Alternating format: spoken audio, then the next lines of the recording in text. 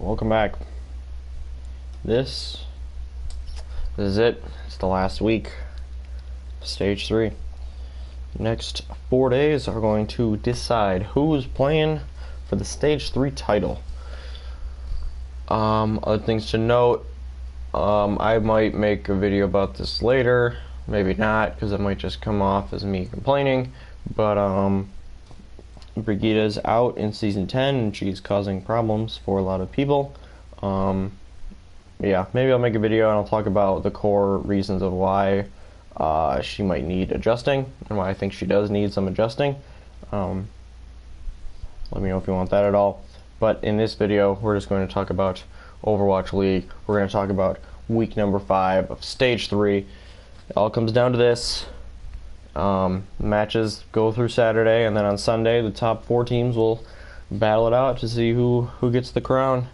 I'm not really going to talk about the implications for the overall playoffs as much in this video. I'm going to focus on the Stage 3 playoffs because it's right here. So then after the stage playoffs are done on Sunday, after those are done, then I'm going to make a video talking about like a recap of Stage 3, and then what I think about the teams going into Stage 4, and talk about the overall playoff picture a little bit. So focus on that then, but now we're going to really hone in on these Stage 3 finals. So almost every match is important at this point. We got a lot of teams fighting for the last pretty much spot. The Uprising have basically secured their spot at number 1. New York has basically so they're in. They clinched their spot as well. The Valiant have not clinched, but they're really freaking close to doing so. And then the Gladiators are 4th. They're kind of the ones that everyone's chasing. They're in pretty good shape, but they still have to take care of business. The Outlaws, the Fusion, and the Dynasty, and I guess the Shock a little bit are all still in the chase. So let's just hop right into these games. So we got Philadelphia Fusion facing off against the Dallas Fuel. So Dallas, they're 1-7 this stage. They obviously have no claim for the Stage 3 playoffs. Philly, they're 4-4. Their map differential for the stage is plus. No, yeah, that's right. It's even. It's 0. They're not plus or minus. So they need wins. They need them now. They're 4-4, and the Gladiators, who are in the 4th spot, are 5-3 at +5, and they're the team that everyone's gunning for. All the 4-4 teams, they're the ones that everyone's trying to pass, because chances of passing the Valiant are very slim, because they're 6-2 and they have a very good map differential. So they're gunning for the other LA team. And for the Fusion, I mean, this is great. They're playing against maybe the weakest team in the league right now. The second weakest, at least. You know, they're the second worst team in the league right now. I would make an argument that they're worse than Shanghai, and if they played Shanghai right now with this roster, Shanghai would probably win. But we won't know because they've already played in Stage 3. In Stage 4 they'll play again, I believe, but maybe effectively back then, and that would definitely tip the scales back towards the Fuel. But anyway, they're playing on Temple of Anubis, Numbani, Nepal, and then Junkertown. So, I mean, Fusion, they've been struggling lately. Their bouts of inconsistency are still plaguing them. That will be if they miss the Stage 3 playoffs. It's because they've been inconsistent. They wasted a chance to get to go up on map differential. They beat Shanghai 3-2. They almost freaking lost the match. So yeah, they need big wins. They need them now. I'd say they go 3-1. I think the Fuel could very well take like Junkertown. Philly will win this one pretty easily. But I mean, they really need a 4-0 because that'll put them at +4. Then they'll be in a better chance to catch like the Gladiators. So as a Gladiators fan, got to be rooting for the Fuel to take a map or 2. I think they will probably take 1 just because Philadelphia's been so inconsistent. I don't really trust them that much now. They're still a better team than the Fuel are, obviously, even when they're struggling. But I think that because of their issues, and maybe Nepal. Look at Nepal. Fuel's played well on that map. So we'll see. I do think Philadelphia will win this one, but I got Fuel taking a map, 3-1. Second match of the day, we got Florida Mayhem coming off a win. I pushed them to they're 2-6 on stage, so obviously they're not in contention for the playoffs either. They're playing against the LA Gladiators. The maps that they're going to be on are Temple of Anubis, Numbani, Nepal, and then Junkertown. So, the Gladiators are definitely a better team than the Mayhem. The Mayhem are sitting at, I think they're 7-21. I'm gonna check real quick. That's gonna bother me. Believe they're 7-21. No, they're 6-22. Okay. So yeah, they're 6-22. They've definitely been very improved. They have what right now I believe is the best Widowmaker in the league, in Saya Player. If you watched their match last week, he went absolutely insane, especially on Junkertown. So that was, yeah, they did still lose on Junkertown, but he had one of the best games I've ever seen of a Widowmaker, one of the best matches I've ever seen from Widowmaker. So he's like, the Mayhem have to revolve around him. It's got to be like, we're going to focus on Saya Player and doing everything we can to like help him just carry, because that's what he's been doing, and that's when they win. That's why they win. So Temple of Anubis, it's a good Widowmaker map for first point. For second point, it's not as much, so I give the edge to Gladiators there. I think that Mayhem will have a lot of trouble taking point 2, and then the Gladiators, when they attack, will eventually take that. It might take them a while, but yeah, I could see like I could see Mayhem getting first point and then not making progress on the second one, and then Gladiators win with a couple minutes left.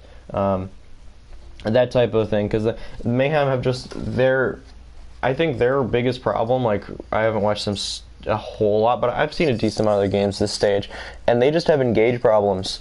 It feels like they have a hard time, like, really committing and being really aggro on a push. And they're just being a little bit too cautious, and they're waiting around too long. And in an Overwatch League, we've seen, that was the Gladiators in stage 1. They're just too stagnant. They're just waiting for an opportunity and waiting, and it just never really came because they were just kind of standing around. I think that's the problem with the Mayhem right now. They do have a new main tank. Awesome guy. They picked him up end of stage 2, so he's still trying to acclimate with the team, so maybe that's still part of the issue. Plus, they're Korean, and a lot of their other players are European, so you got a bit of a language barrier there. So that's probably part of the reason as well. But I think once they start like getting aggressive and just diving in and playing Logics more than Tavik, I think that they could be a pretty scary team. But anyway, so I got Gladiators winning the first map. Then Numbani is interesting because previously it's been a map that people didn't really play Widowmaker on. But now they kind of have been lately. Like the Outlaws Gladiators match last week, both teams ran a Widowmaker pretty much the whole game. I'm not sure if I switched off a couple times, but he was mostly Widow, and Linkster was just rocking the Widow. So what I would really like to see from the Gladiators is kind of just like, if it does come to that point and Saya Player is playing like he is, you can't really out-Widow him, so no matter who you have. So I think that you just kind of switch off of it. Don't match comps.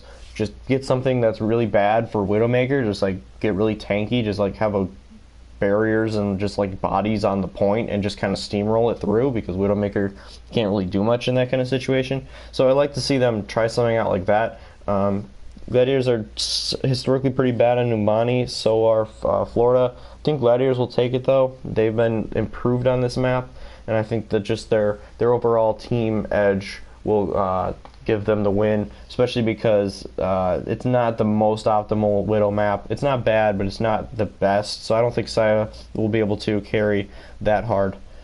Plus, I can't see him having like a week as good as last week. There's no way, or like better, as he just played so damn well.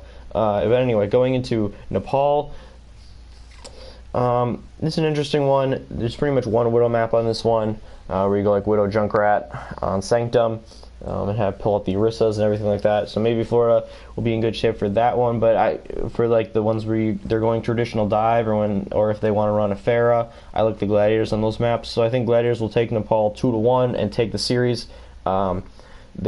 if they go up 2-0, they're going to be, I feel like they're going to be really, really motivated for their third map, because it's been like their last 5 matches have all gone to a game 5. They don't want to go to another game 5, especially against a team that you know you're better than. So I think they're really going to come out and they're going to win Nepal. I can see Florida definitely taking Junkertown. I'm going to say they will. 3-1 victory for the Gladiators, because a lot of times when Gladiators go up 3-0, they don't perform that well on the 4th map. Junkertown's a great Widow map.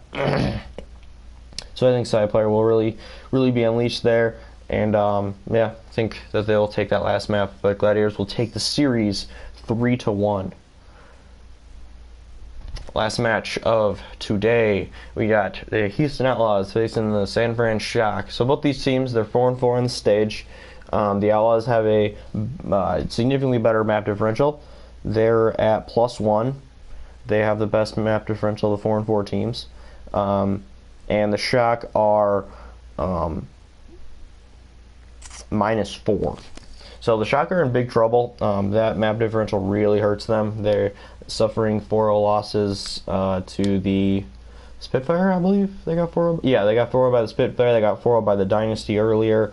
They got 4-0 by the Valiant as well, if I remember right. So that's really hurt them, even though they've definitely been, this has definitely been their best stage so far. Yeah, it's really hurt. Like, they beat good teams like the Gladiators and the Fusion, so there's a lot to be proud of for them, but I think that their stage playoff hopes are basically done. The Outlaws aren't a team you just walk in and 4-0, unless you're Boston. So, like, even the Excelsior and the Excelsior forward them as well, but even like teams like the Spitfire and others have had issues with them. Florida or Houston is tenacious. They're going to fight, especially because they are definitely not out of the playoff run. They just barely lost to Gladiators. If they had beaten Gladiators in that match, they'd be sitting in the 4th spot looking down at everybody else. So I think Houston will win this game. The maps are tilted a little towards the Shock. I mean, there's no Junkertown again. There's Volskaya, which has been historically a pretty weak map for Outlaws, but it's been a weak map for the Shock as well. So I think Outlaws end up winning this one 3-1. It'll be close. I could see it going to 5, but in crunch time, I like the Outlaws, and I think that they will win. They'll extend their hopes, and the Shock will be done, eliminated from the Stage 3 playoffs. Going into Thursday, the Shock are playing again. They got a 2 in a row. They are leading off, playing against the Florida Mayhem. So Mayhem have a quick turnaround as well. They're playing on Temple of Anubis, Blizzard World, Nepal, and then Route 66. So this is a tough one. This is one where I kind of want to pick the Mayhem, but with the maps, I think that they favor Shock a bit. I think that Shock will definitely take games 2 and 3. The Mayhem have an opportunity to win game 1. I think that they could really lock that first point down with a Widowmaker and have a really good defense. So I could see it going to 5. If it does go to 5, I think the Shock are going to win this one. They've looked a bit stronger on control as in general than the Mayhem. I don't mean to rail against Tavik, but he's just been kind of underwhelming for a large portion, especially like Stage 3. So I think that the combination of the Shock's DPS, whether it's Dante and Architect, whether it's Sinatra and Architect, Sinatra and Dante, whatever it is, their combo, I give it a slight edge, even though Side Player has been going crazy on that Widowmaker. I like the Shock there. In a close one, 3-2. Then moving on to Boston Uprising against LA Valiant. So this is an interesting one. Technically, if the Valiant gets slaughtered in this map, maybe you never know. If they get 4-0'd, they could be in a little bit of trouble. Especially if the Outlaws do very well. If they get like a 4-0 over the Shock, then maybe it could be. Maybe they could turn it. No, actually they can't, because the Valiant's map differential is +13. Yeah, I think the Valiant are actually clinched. But anyway, this is a good potential preview for the stage playoffs. Boston, if they win this game, they'll basically have they'll be very close to locking in the number 1 seed.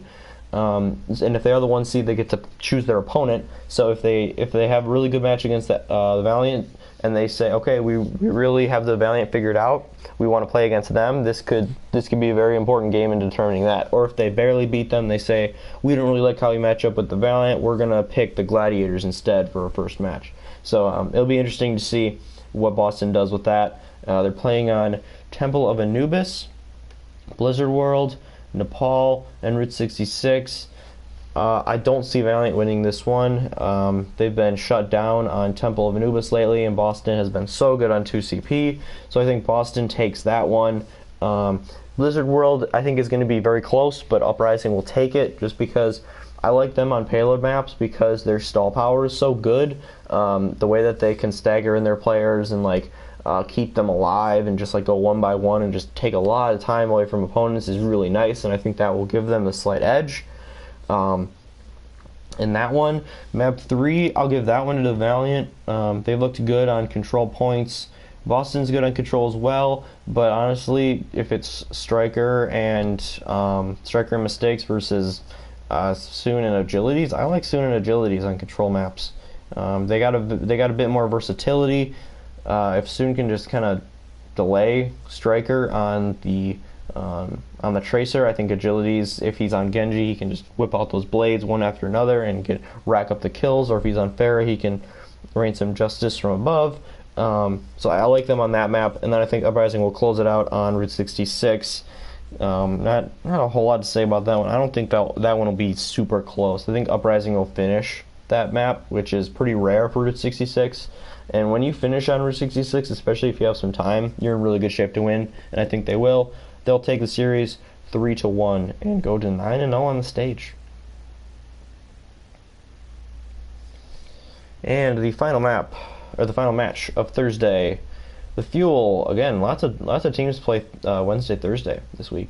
They are playing against the New York Excel.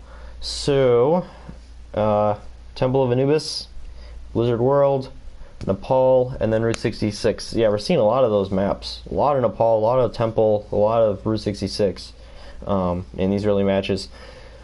So, it got pretty much the best team in the league against the worst or second worst team. You pretty much know how that's going to work out.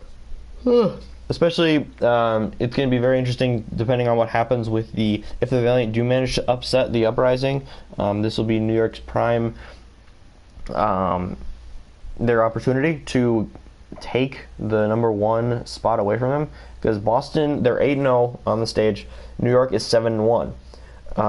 Boston's map differential is plus 15. New York is actually plus 16. So if Uprising win and it's a close game against New York, then or if Boston win a close matchup against the Valiant, then their map differential will and New York slaughters the Fuel, then their map differential will be even better. So then New York would just have to win their last match, and Boston would have to lose for them to flip spots. So I think New York will come out with a decent amount of energy. I think they will win this one easily. I think it's a 4-0. I haven't really predicted 4-0s this week, just because we haven't seen as many 4-0s. It seems like the teams are a lot closer now. Like, a lot of the weaker teams have really made some strides. But I think that New York will definitely take this one 4-0, bump up their map differential, and give themselves a chance for the number 1 seed. And for the Fuel, I think they're just going to be very happy that the stage is over. So, there's my predictions for the next 2 days of Overwatch League.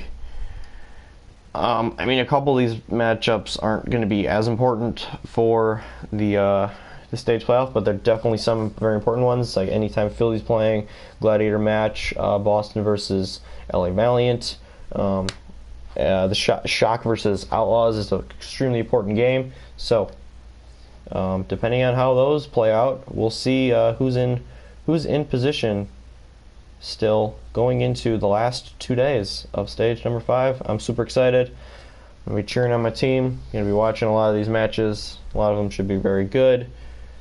Good luck to your team, unless they're playing mine. Have a great couple days, and then I'll see you on Friday.